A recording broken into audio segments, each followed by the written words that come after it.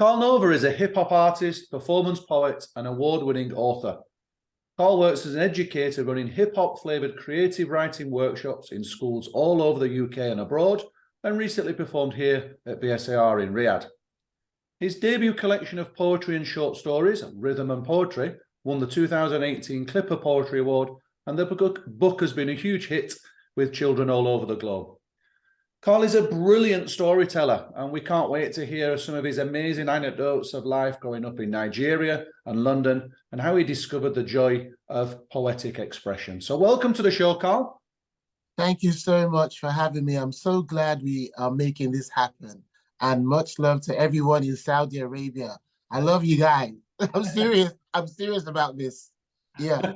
You enjoyed your recent trip over. It was wonderful to see you and the energy and enthusiasm that you brought. God. I loved being there so much. And you know what made it even better? The fact that I was there early in the year when it's cold in the UK, but I'm coming out there and I'm in a t-shirt. like what is better than that? So one of your books is called Rhythm and Poetry, and that's sort of a creative concept we're going to keep pulling back to in today's conversation. And I think we want to start at the beginning, really, don't we? The story that you've got about your upbringing and how rhythm and poetry became such a big part of your life is quite inspiring. Do you want to start and tell us where you grew up, Karl, and what it was that you were doing when you were a younger boy? Cool, wonderful. So I was born in North London. That's why I support a particular team, and I'm very happy right now.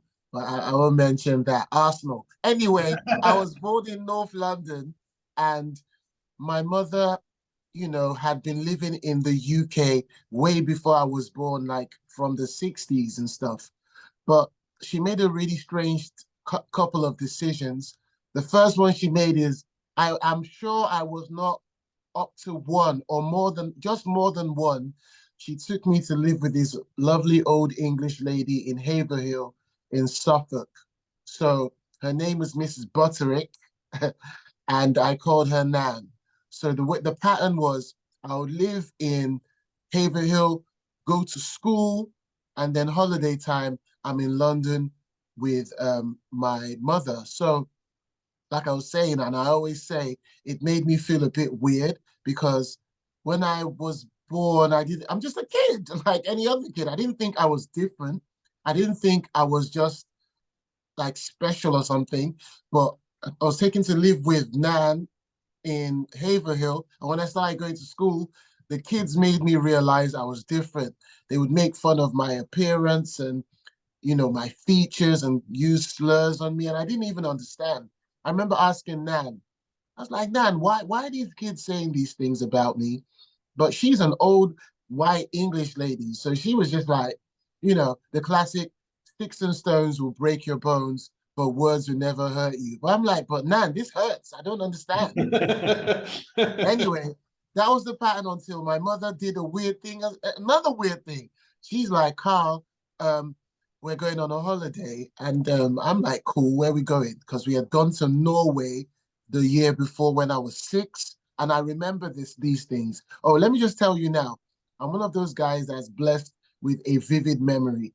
It's a blessing and a curse at the same time. It feels that way. I can remember things from one. But anyway, she said, we're going to Africa. And we land in her home country, Nigeria, in Lagos. Anyway, cut a long story short, what I thought was a holiday was her taking me to live with my dad. So my dad is a very, very interesting man, very well educated, Harvard graduate, King's College London, graduate, London School of Economics with honors. All these things are with honors, top of the class. He's a very interesting man. So when I was taken to live with my dad, he already had his own family going on. He had a wife, he had 3 kids that did not know about me. And I didn't fit in Nigeria as well, because I remember starting school. And when I would interact with the other kids, because I was only 7.5, they'd be looking at me like, bruv, why do you talk like that? Like, you just, who do you think you are? You think you're the Queen's child or something like that? Like, you think you're a posh guy? Bruv, you're black like us, man. Relax. And I'm like, what do you mean? This is how I talk. So I've always felt like I don't fit in anywhere. I feel like I've always been trying to find out where I belong. You know what I mean? Yeah. And you didn't find that in Nigeria then, by the sounds of it.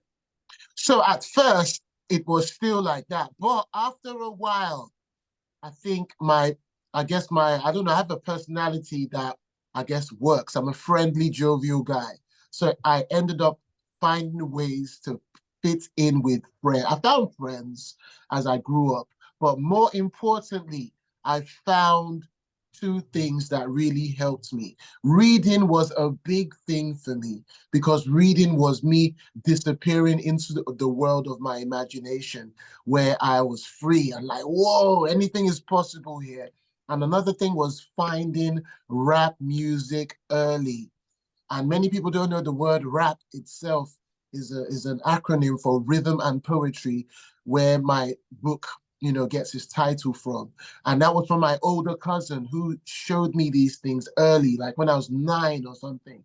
So that's, I think, in finding my creative expression and books, as well as key friends, because I found musical friends as well. I have friends that rap and sing just like me, that will roll together as a squad, you know what I mean? Like the Avengers or something like that. I found my little squad, and I found people like that. But it took a while. It took a while for me to really, really, really get there. How was school in Nigeria, Karl? Oh my God, don't get me started. School in Nigeria was different from the UK. And as I found out later on, because Nigeria is an ex-colony of Britain, we were still using the old colonial style of education in a lot of schools, public schools. So it's very strict. Like from the first day of school, when I started like year 3, I found out corporal punishment was a thing. And I was a bit of a cheeky lad. I was always brilliant and brainy as far as books, but I could always go off the rails and just be, look at me, I'm a jovial joker. I've always been this way. So lots of beatings with canes, whips, belts. In year 6, a teacher beat me with a block of wood. But this was normal. It was not weird. And there's nothing you could do about it. It was just the norm. And I was in Nigeria when we were under military dictatorship. So from the top down, the idea of discipline and dictatorship and ruling people and authority was the key of the day. That was it. There's nothing you could do. So it was tough, but on the flip side, it made you study. Like your father expects you to be the top of the class. And I was there. As cheeky as I was good with the books, always at top 3 in class, always. You make a joke about the fact that teachers smacked you with blocks of wood. Obviously, behind that, I'm sure there's some painful memories, but... Oh, 100%. It's even worse when you're innocent, and it's not just in school. You come home and you tell your dad, Dad, I got beaten in school today. Don't I have rights as a child? Doesn't the UN give children's rights? According to the article of blah, blah, blah, we have rights. But your dad will be like, what did you do to earn the beating of a teacher with a block of wood? And if you tell him, well, in class, I shot a girl in the face with a piece of paper and a rubber band, your father would not say anything else but go to the cupboard, bring out the longest cane you can find. You're about to get part 2. So you thought your dad was going to come and defend you? Nah, you're about to get the sequel without even recovering from the first set of beatings. So it was painful. But apart even from that, the pain of feeling my mother abandoned me in this place with no real explanation was what hurt the most, because I'm like, why am I here? I thought I was here for a holiday. I mean, I was told by my mother that you're going to be living with your father now, and when the time is right, you will return to London. But I just had so many questions that were not answered, right, in my mind. And the more I grew, the more questions I had. So that part did hurt, man. I can't even lie. Like, what? I should be in London right now. Yeah, well, I'm a citizen of England. I would prefer to. I didn't even. I only got one visit from my mother in the 14 years I was there, and that was early. So I didn't see her for 13 years. That was hard, and I went through two stepmothers. But that's in the second book, The Curious Case of Karl Nova, which is out right now. So I'm just saying, it as much as I'm jovial and I can laugh about it now on the other side, some of that stuff really hurt, man. Can't lie. Yeah, of course it does. Yeah, I was just going to come on to that. Yeah. The trauma, and you've talked about being in the margins before and not having that sense of belonging and struggling to fit in. But I'm thinking here, flipping that, you've then become this joker, this performer. Was that a result of trying to create this persona because you didn't feel as if you fit in? Oh, so while I'm trying to find myself in Nigeria and all of that, one of the great things I found was music, and not just music, but people who are musical too. I had great musical friends. So, and we would perform music together when I started performing. So I found out through my voice and the words I create, I can bring happiness to people as well as myself, now that I'm actually thinking about it. So even though there was trauma and pain and all of that, I found a gift I had that can create happiness. Wow. Instantly getting on the mic and spitting some words and people are happy. This is magic here. Yeah. I can make good things happen with the power of my voice. Me, little old me. This is too good to be true.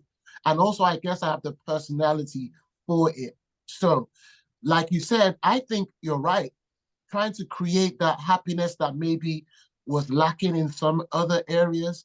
But with me and my boys and the mic and music and poetry and words, we are making this thing happen, even in the midst of painful situation. So 100%, you are correct.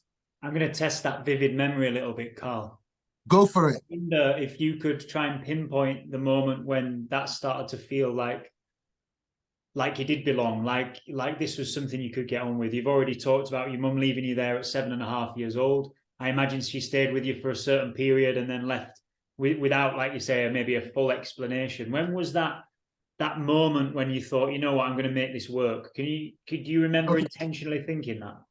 First of all, my mother didn't even stay. She just dropped me on the doorstep and vanished. She did not stay. That was it. No explanation. Just, you're going to see your dad, and dropped me off on the doorstep, rang the bell. She left. I was let in.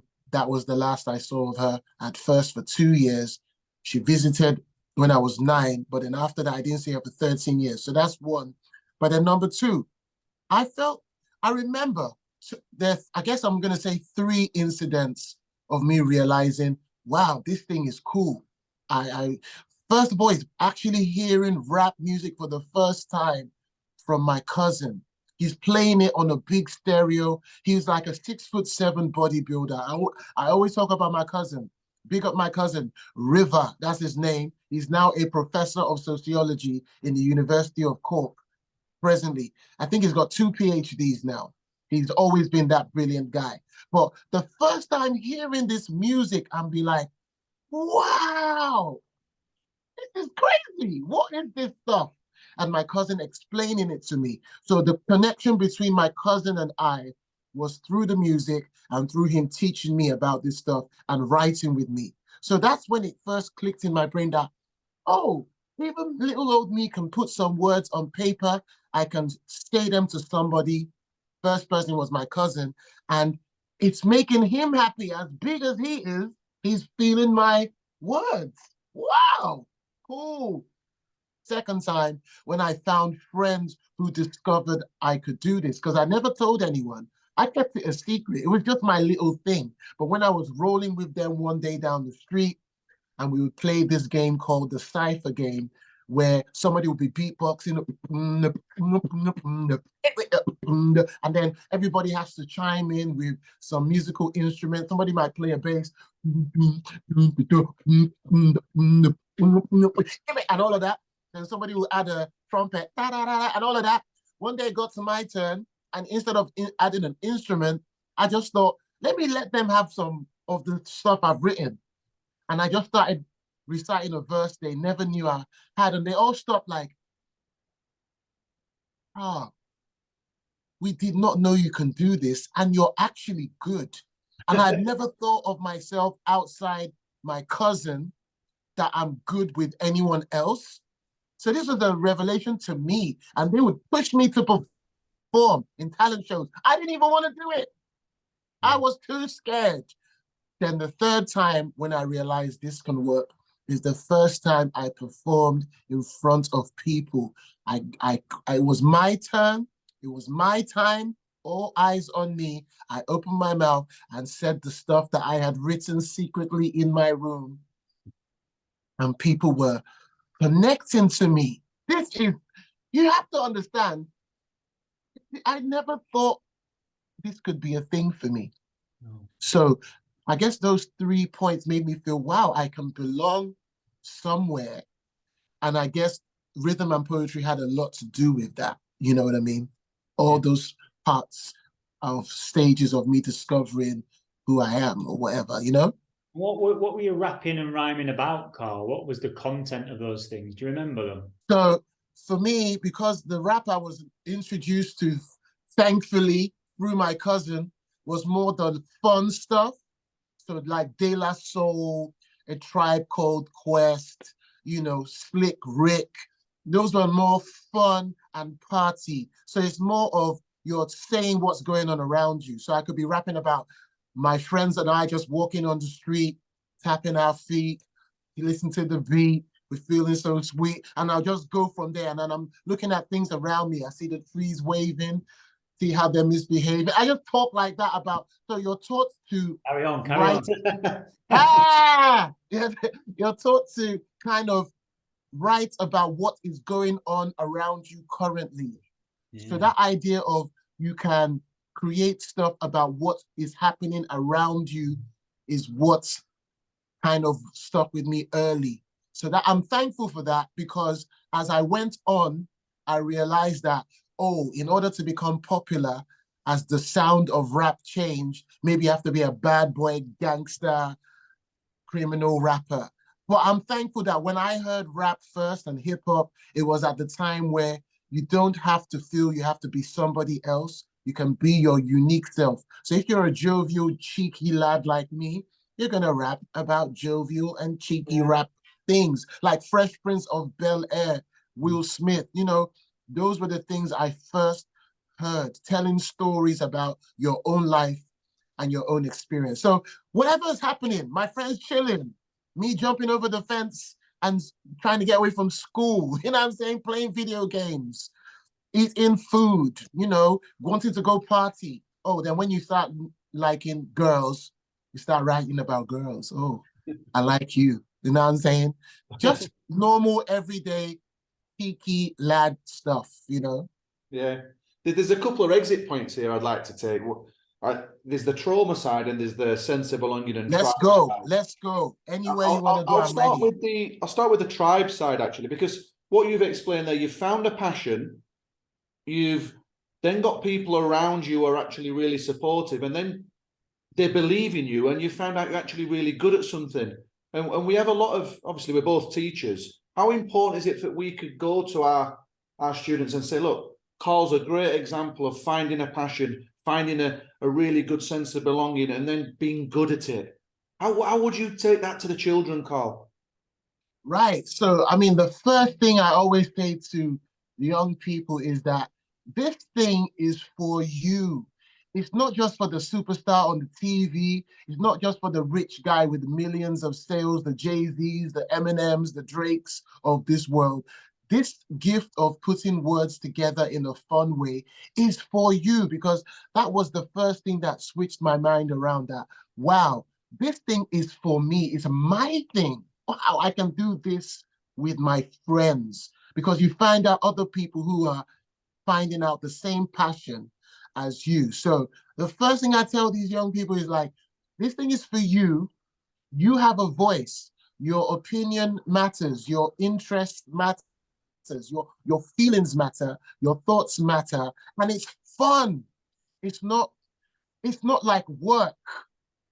I mean, there's a point that you get to in it where when you're getting serious about it, that it can become like work. But even while it becomes something serious and you're dedicated to, if you're going in that lane, it's fun and it's for you. It's your voice. And then it's something you could do with your mate. It's like playing video games, but you're playing with words. It's the same thing. Yeah. We would sit for hours and play games, me and my friends. Street Fighter 2, Mortal Kombat, FIFA all day. But then after a while, we'll put it down and start freestyling. Then these people I'll be cracking jokes on my friend with rhymes, and he'll be cracking back, and we are having fun same way we would be having fun playing football or playing a video game, you know? So that's the thing for kids to know. It's for them. It is a gift for them. It is fun, and it's for you. You can have a voice. You have an opinion. You have your feelings and thoughts actually matter. Your unfolding life story is a thing. Wow, my own story, my own life is a story. Cool, let's go. Yeah, and that's exactly it. We've all got our own lived experiences, and everybody's experienced trauma in some way or another. And you're a great example of that. And one of our favorite books that we've read on this podcast is a book by Viktor Frankl called A Man's Search for Meaning. I know that book. Classic book. Great book. Yeah, and Victor obviously had more trauma than us guys put together, being in part of a concentration camp, but he chose a pathway to use trauma as his superpower and to help others. And I'm getting a sense of that's similar from you, where you've had this trauma of being in Suffolk, not having a sense of belonging, coming into London, dropped off in Nigeria, same again. You've had to try and fit in. Your mum's gone. And that's a big thing. That's a huge trauma. And you've overcome that with positivity. And once again, it's a message to the students and to our listeners is the power of positivity. How important is that, Karl? Oh, my goodness gracious me. I cannot even say it. And, you know, I know somebody might hear the word trauma and it might make them think, what is trauma like to me?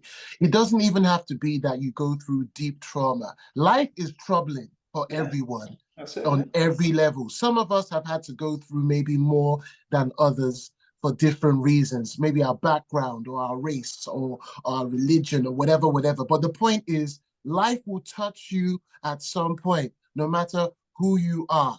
So that's just a given.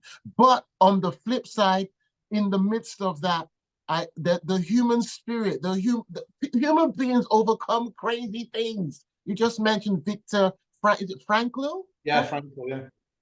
And his book. I recommend everybody should read that book. It's one of the greatest books I've personally read.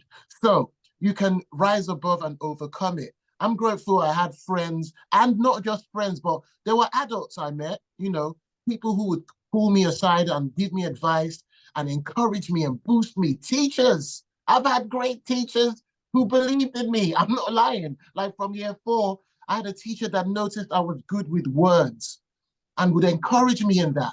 I used to be the guy that represents the school in essay writing competitions and things like that. But a teacher noticed. So teachers, older people than you, adults, if you're a kid, or elders, if you're an adult, or those people that notice something about you and boost you up and encourage you, helps you to have that positivity to rise above. We all need that encouragement, whether it's friends or an adult or a mentor, you know, we all need that to help us rise. Because I don't want people to get the idea I'm just this superhero guy that did this by myself. No, if I didn't have the friends and mentors and adults around me, I would be a very angry, bitter person somewhere. I might be dead or in jail, maybe, but that's not my story. I'm here talking to you guys in Saudi Arabia, sitting in my lovely house in East London, living good. You know what I'm saying? And I'm thankful for that. And good on you, Karl. It's interesting. You talked earlier about that schooling was quite difficult in sort of post-imperialistic Nigeria, if that's in any way an accurate way of describing. Yeah. But obviously you had some teachers that cared about you, and Alan and I, just as you were talking then, we threw out a phrase of positive noticing, which is something we work with our colleagues on at our school, which is this idea of not necessarily making children fit into a system all the time, but actually trying to see if you can be flexible with that system to work to students' strengths, and you can go out of your way to find where those positive values and those positive skills are. An example would be, you know, what used to be maybe a bossy student would be a student that likes leadership, a student that's attention seeking, a student that loves to perform, a student that loves to talk, shouldn't be told necessarily to be quiet, but should be signposted a way to try and find a place that suits them, whether that's a mini United Nations sort of debate setup, or whether in your case, that's whether it's essay writing or rapping. So tell us a little bit about those individuals that really supported you on that journey, despite the school and the context being difficult, because they're brave people, aren't they? It's true. And I have to say, though, I love this question, because the one side of it is, as much as I found my voice and it's cool, I was up against a lot of pressure, because my grandfather was a prominent Nigerian politician. Now, if I say his name, there are people in Nigeria that know his name. His name is part of history. He helped usher in the independence of Nigeria, one of them. He has streets named after him in Nigeria. So my dad, being his first son, was under pressure to follow in his footsteps. So that's why he was a Harvard graduate, King's College London graduate, and such a brilliant student, because he was being groomed to follow in that footstep. I come along, his first son. I am not expected to go any different. I am meant to be a politician. I am meant to be a businessman. So I was under that pressure. Yeah. So my dad is actually, till this day, not happy with my decisions I've made. Even though I'm now an award-winning author, internationally traveling, he's not happy that I did not follow the path he had for me. So that's one side of it. The flip side is, while I am in this system that has to feels you have to be a certain way, there were teachers and people who noticed that, this guy is passionate about literature, he's passionate about words. Let's encourage that. So my first teacher that did that was my year 4 teacher, the teacher with the hardest face ever. This guy he never smiled. He was so strict. But one day he asked us to write an essay about ourselves. And I wrote the best I could I was 8 years old at the time, 8, 9. I thought I had failed, but I did better than anybody else at that time in the class. And he was like, "Karl, you're good with words. You're very expressive with detail. I'm going to encourage you with that. You could be something with this." He saw that in me. And I'm sitting there as a kid like, what's he talking about? I'm just a little kid. But now, as a grown-up, in retrospect, I appreciate a teacher like that. I had another teacher like that in secondary school who picked me to represent the school in essay writing competitions. Even in a very regimented, harsh system of education, he noticed the creativity in me, and he would encourage that and put me in essay writing competitions, and I'll be smashing it for the school. So I have to give it up for the teachers in formal education. My cousin, who was a teacher outside formal education. And, you know, people like that I've met along the way. They molded me to be who I am. I'm eternally thankful to them. I still talk to my cousin today. He's busy doing professor things in Ireland, but I'm like, cuz I'm an author of 2 books. I'm still making music. Here's my latest song. And he's like, yeah, I knew it. Keep doing it. Keep smashing it. I'm an older man now, but you're the young one that can do this. Because he wanted to be a musician when he was younger, but he kind of went into the academic part of things. He did not continue doing music. I mean, we recorded music together when he lived in Holland, when I first came back to the UK. But anyway, he's academic, writing thesis and all these things he's doing. But he's like, Karl, you're even blending academic activity with creative activity. Keep going, keep doing it. So I've got people like that around me. There's certainly some relationships, isn't there, between being good with words in terms of writing and developing music, and also being a good orator and a politician. Yeah, it's definitely. You see? How those words talk, isn't it? Listen, maybe in a perfect world, because Nigerian politics is crooked and dangerous, maybe I could have been somebody or could be somebody, but I just don't have any interest in that. It's too dangerous, too dangerous, too dangerous. That's what it comes back to as well, is you didn't have any interest and you were following something that made you happy. And we see so many students, don't we, in our time. I've been teaching 20 odd years now, who've, particularly on the international scene, who they've got their futures already mapped out for them by the parents. And it's the usual ones of doctors, engineers, lawyers. That's the path. That's the path, isn't it? But that doesn't necessarily lead to happiness. And we've seen so many students try and live up to those expectations, and they just can't do it because that's not them. But how did you cope with not achieving your father's expectations? How does that feel? Oh my God. It was so difficult knowing in my heart what I really love to do and want to do, but being fully aware of the plan mapped out by my dad, because he did not hide his plan, even when I was in university back in London. So my dad at this time was the advisor to the president, economical advisor to the president of Nigeria. He was a national planning commissioner. He was being sent to the UK to meet Tony Blair and Gordon Brown to negotiate embezzled Nigerian money from crooked, despotic dictators of the past. So when he will come over here, he will summon me to a meeting. He'll be like, Karl, meet me in Baker Street in this posh Chinese restaurant. I'm going to talk to you. And I'm in year 2 in uni. So I go see him and he's like, Karl, sit down. And he's sitting in a corner like a mafia boss, like in the shadows. And I know what that means. So I sat down. He's like, Karl, it's time to talk about your future. If you submit to my 7-year plan, you'll be a senator. And then you'll be a governor. And if you are ambitious enough, you could be the next presidential candidate for Nigeria. And you must submit. Do you accept this plan? I'm so serious. He said it like this. And I'm like, at this time, I'm in uni. I'm studying communications because I wanted to be in the media and broadcasting, but as well as still writing and being a musician. And I was like, Dad, I'm so sorry, but this is just not what I want to do. I know what I want to do. I don't have a desire to be in politics. Dad, is dangerous. It's corrupt. I could die. Don't you think I should be safer doing what I want to do? And he was just furious because I'm breaking tradition.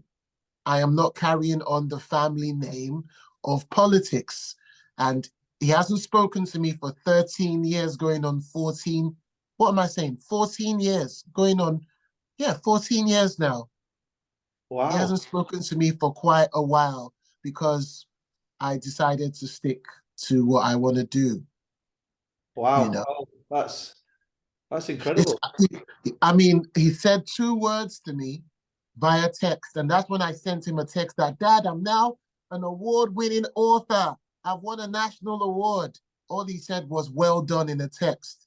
But whenever I try to call him, he doesn't call me back. And whenever I text him, he doesn't text me back. So, wait, what year is this? We're in 2023. Yeah, what am I saying? This will make it the 10th year or so that he hasn't spoken to me. It's really tough, but that's his choice.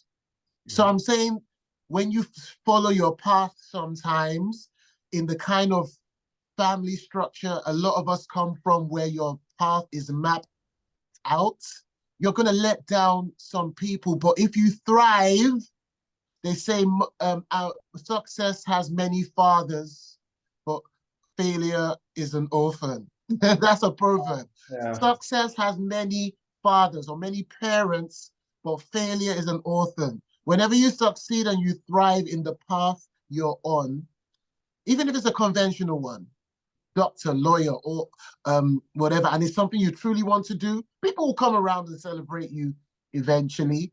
But that's just how it goes sometimes.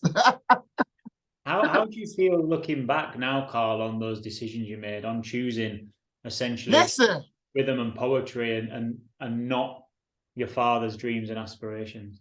I was flying to Saudi Arabia.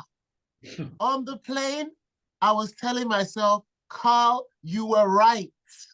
You made the right decision. I was at Hay Festival.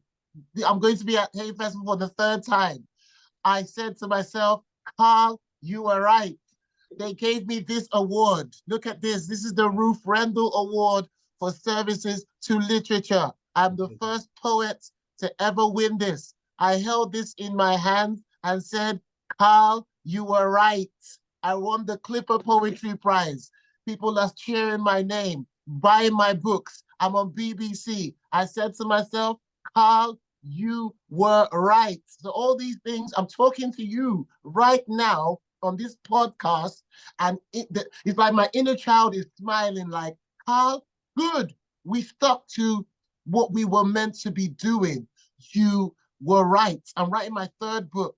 With each word I write, inside of me, I'm like, Karl, you were right. Yes, some people were not happy with your decision because that's the path they had for you in their minds. But there are people on my side who are benefiting also from me doing this. Now, I don't like talking about this type of stuff because it sounds like you're bragging, but I think people are, kids especially, are being encouraged and inspired by what I do. I've gotten to go to Mongolia, China, Turkey, Cyprus, Saudi Arabia with you guys, across Europe, all over the UK, being an inspiration through poetry to young people. Listen, inside of me, little Karl is saying, well done. You did the right thing. You stayed on the right path. Nobody can tell me nothing now. It's too late. Are you living your dream now, Karl? Are you doing exactly what you want to be doing? There are more things I want to do. There are some things on the way, but being able to do what I love and find a way to make it be my living and livelihood. I'm not saying I'm Jay-Z level. I'm not Drake. I am not the most famous guy in the world. These kids get confused sometimes because when I talk to them, they be like, are you famous? Are you famous? I'm like, no, I'm not Ed Sheeran level fame. I'm not Adele. I'm not Stormzy, but I'm me. And that, I think that's good enough. So I'm happy. Honestly, all things being equal, I'm very thankful. I just want to go back to that 7-year plan, me. It's just incredible. No, he was serious. He was dead serious as well. If I had followed it, I definitely would be probably at the minimum a Nigerian senator because they can make it happen. I'd love to have seen how you would have transferred your creativity from the rhythm and poetry into the speeches that you would have made. Would you have been able to be serious, or would you just be bringing I would be that guy with the speeches, wouldn't I? I would be like maybe an Obama figure that's a senator at least. I think I could have done it if it was my interest, and maybe if Nigerian politics was maybe more open, I might consider it now. I might be a minister of education or communication or something. It could be in my future, but I'm happy to be going to Saudi Arabia and things like that. You know what I'm saying? Wouldn't it be great, though, and refreshing to have politicians that were a little bit more creative and less robotic and had a little bit more fun in the speeches and things like that? But you've clearly broke the mold, and I know you've referred to that before. It takes incredible bravery to break from that 7-year plan. It takes incredible bravery to try and fit into those situations that you fit into throughout your life. How would you define bravery there, Karl, in your context? Wow. You see, I just look at it like this, yeah. I'm not thinking I'm being brave or anything like that. I just feel I'm doing what I need to do. Like, I have this passion inside of me, this desire to be creatively expressive. I have to follow that or I will not be happy. And I guess it leads to me making decisions that to other people will be like, wow, you're brave. You actually left a 7-year plan of your dad, almost making you a senator, and you could have been very rich, and you could have been having like all the security people and the security detail following you with armored cars and bulletproof Bentleys and all of that. And I'm thinking, wow, am I brave? I never felt brave in the moment. Even being on this path I'm on, for example, I used to work in the city in London. So after I finished uni, it's not like I could find a way to be a person that does it for a living. I was working a job I didn't like. I was working as a marketing research executive in a company in London that does conferences in the energy sector worldwide, especially in the Middle East, which is quite ironic, finding myself in Saudi Arabia. But I'll be the guy on the phone calling the CEOs of big companies to ask them if they are interested in being part of our, conference on petrol, how we can use renewable energy, but it was killing me inside. It was not what I wanted to do, but I had to pay bills. Then the recession happened and they made me redundant, and I was forced to find a way. And just as I was in that point of, what do I do now? I've got bills to pay. The landlord is about to kick down my door. I met a good friend who mentored me into how to take my creativity and be in education with it. Yeah. See, so I guess somebody can say luck. Somebody, if you're a religious person, you're going to say you're blessed by God or something. But at the right time, the right person showed up to show me the way and mentor me. And from then, he started booking me to go into schools in the UK. Then I bumped into authors abroad down the line who are the publishers of my 2 books and send me around the world. That's how you and I are connected via authors abroad. See, they're the ones that sent me to China and Mongolia to do a month tour. And that's how I won the awards I've won. So it might sound like bravery, but behind the veil in my world is like, I have to survive. I've got to do something so I'm not on the streets. I can't be on the streets. I can't go home because my mom had picked me out at that time. I can't go home and beg my mom, please take me back. She would make me do something I don't want to do, which would probably be a normal 9 to 5, which is nothing wrong with a normal 9 to 5, but I feel like I want to be on this creative path. You feel me? So yeah, it looks like bravery, but to me it was necessity. I just had to do what I had to do. That's it. It was necessity because you were on a path towards doing something monotonous and mundane you didn't enjoy. And then it was the chaos that was thrown into that. And there was an opportunity, that difficulty, wasn't there? You are right.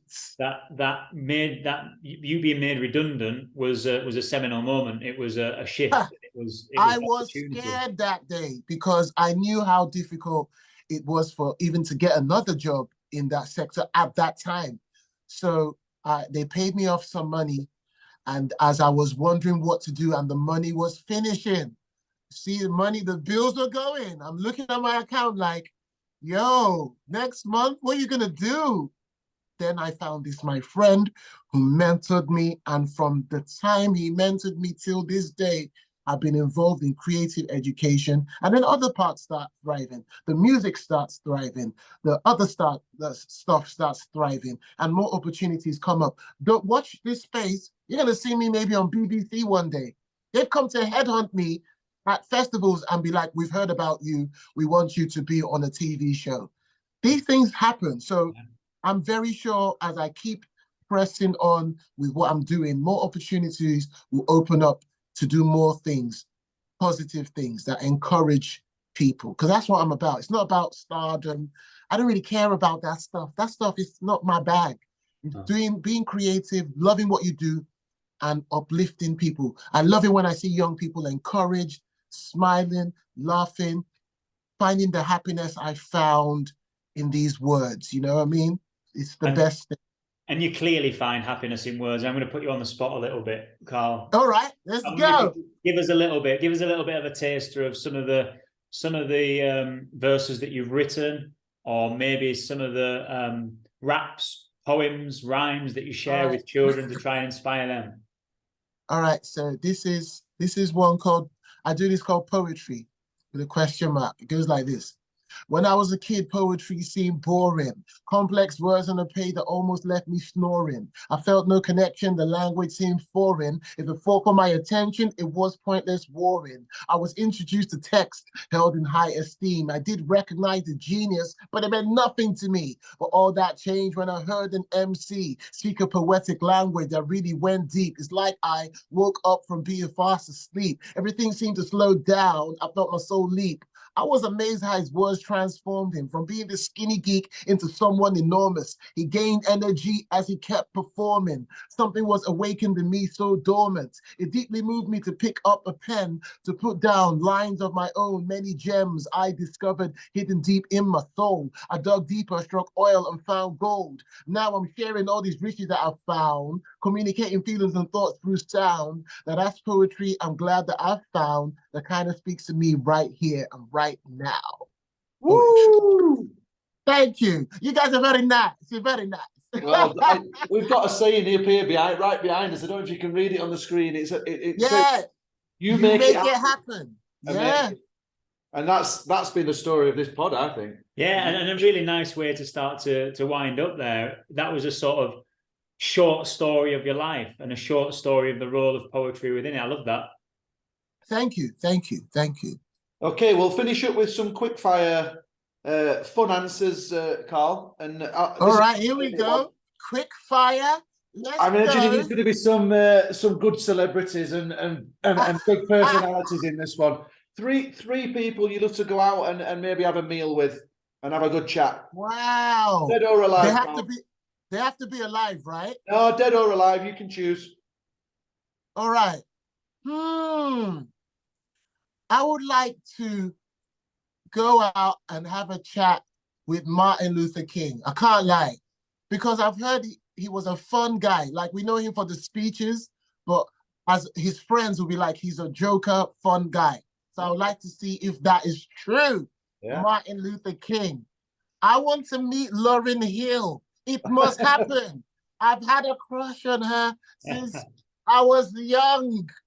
And I want to meet Lauryn Hill. Lauryn Hill has to bump into this podcast by strange luck. Call me. I reckon you can make that happen, Karl, therefore. And then, you know what? I would love to meet, because I'm an Arsenal fan, and I have to throw this in there, I want to meet Thierry Henry. Yeah, definitely. He seems like a chat. He seems like a fun guy, and I want to talk to him about being a legend. So off the top of my head, those are the three I can think of. That'd be good. That'd be a really nice combination. Yeah, thanks for that. Yeah. Tell us, Karl, if you were to hire a billboard by the side of the Emirates Stadium, what would you write there in big letters? What would be your message from Karl Nova? Wow. If I could hire a billboard on the side of Emirates Stadium, that's crazy. What would I think? I would say, the dream can be real, or something like that. Yes. Because that's what we're feeling right now. Come on, you Gunners, the dream. But that can apply to everything else, you know. The dream can be real. The dream can be real. I think Arteta should get you in to do a pre-match team talk. Listen, I have worked with the Premier League before on the Premier League Writing Stars thing. I did a poem for them, and it was recorded, and they put it out there for their competition that they were running for other people to do their version. So I did meet Leicester City's captain at the time, Wes Morgan. But I was like, and they gave me tickets to Arsenal. So I can actually go to Arsenal games anytime I want now. So yeah, Arteta, if you're listening to this, bro, hire me. I'm your guy. The process, but trust the process. Trust the process. Karl, here's your 60-second audition for Mikel Arteta. You're in there. Your team's losing 1-0 in a key game. They're just about to go out. They need 3 points. What are you going to say to them? How are you going to get into this? I'll be like, guys, I know we're down by 3 goals, but remember, Mbappe equalized the 3-3 in the World Cup final. Let's go. Trust the process. We can do this. Listen, that's all I need to say. I don't even need 60 seconds. I need 10 seconds. We can do this. I mean, look at how we came back against, who did we come back against recently? Which Burnley, was it? Bournemouth. Yeah. Bournemouth, which is actually quite crazy because we were playing at home, but we came back and won. We can do this. Trust the process. Quiet confidence. Yeah, good. Karl, tell our listeners a little bit more about where they can find your work, where they can read a little bit more about you and learn about your events that you have upcoming. Cool. First of all, I just want to say thank you so much for having me on your podcast. Thank you, guys. You guys are cool. I'm looking forward to when I come back to Saudi Arabia, and I'll have more time this time so I can hang out with you guys. I got to hang out with some folks like John McCants and another guy. I can't remember his name. It's a deputy head. Naeem something. Naeem, yeah. Naeem, yeah. Yeah, Naeem. I got to hang out with those guys. So when I'm back, I'm hanging out with you guys. But anyway, how to find me? First of all, karlnovaworld.com. KARLNOVA world.com. That's where you can find out everything about me, what I'm doing, what I've done, videos for you.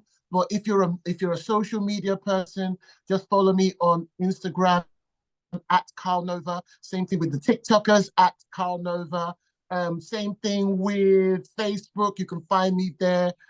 And YouTube. Check out my videos. It's all just my name, KARLNOVA. Leave a comment, say hi, leave a like, share it. I have to say these things these days. We're in a social media world. But more importantly, karlnovaworld.com. That's where you can buy both my books, Rhythm and Poetry and The Curious Case of Karl Nova. See you there. Thank you so much. Top man, Karl. Been a pleasure to chat to you, and we'll certainly catch up soon. Yes. Thank you. Top man.